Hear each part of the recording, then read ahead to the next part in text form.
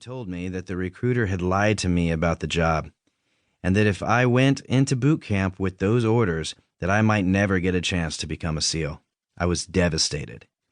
Not only had I been lied to, the recruiter thought that I didn't even deserve a chance to try. No doubt because of my size. I went to the recruiter's office and told them that I knew what had happened and demanded new orders. They said no, and claimed that since I had signed the contract, I was now obligated to go to boot camp and be an air crewman my entire career. Just like any other time in my life when someone tried to outsmart me, I quickly did some research and learned as much as I could about the subject. The recruiter hounded me over those few weeks, called me regularly, made threats, and was generally unpleasant. I'll admit that this made me feel better about what I was going to do. The day before I was on the schedule to ship out to boot camp, I showed up to the recruiter's office with a large, fresh, still bloody tattoo on my back. I showed it to him and cited the rule that no one can ship out to boot camp within a month of getting a tattoo. I told him that my former orders would need to be rewritten, and that the only way he would ever see me again was if he followed the directions of my SEAL brothers via phone calls. I'll never forget that look on his face. Priceless. My recruiter worked through my new set of orders with my SEAL buddies, holding him accountable via phone calls, and I had the correct orders ready for me within a week.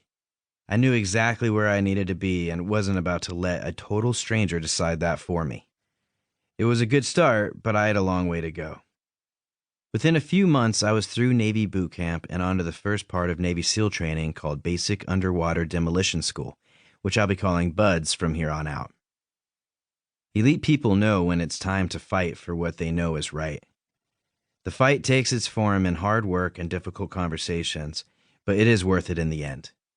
I could have never accomplished my dream had I not put myself in the right position to even have the opportunity. Setbacks. I was at BUDS for a few months before I met a girl. She had grown up in Texas and had just finished her master's degree. She was a musical theater actress who was doing a show on Coronado Island, conveniently located right next to where I was in training and living at the time. It wasn't long before I asked her to marry me. I had a graduation date set and was well past Hell Week, so my odds of making it through BUDS were good. Being a young, confident man, I decided that I could set our wedding date for the week following my graduation date. We booked a beautiful venue in San Antonio located on the famous Riverwalk. We sent out invitations and booked a honeymoon vacation to Cancun. Everything was rolling along, and I was feeling great. That would soon change. In the final weeks of our training, I had to take the last timed evolution in BUDS. It was a 2-mile ocean swim with a pass-fail time of 70 minutes. Throughout training, swimming had been my hardest test to pass. I had already failed a swim and could not afford to fail another one. The standards in BUDS are set high and are strictly maintained. It is not a popularity contest. A good friend at the time told me that he wanted to help me pass the swim. He brought along a dog leash to help pull me just in case we needed to make up some time.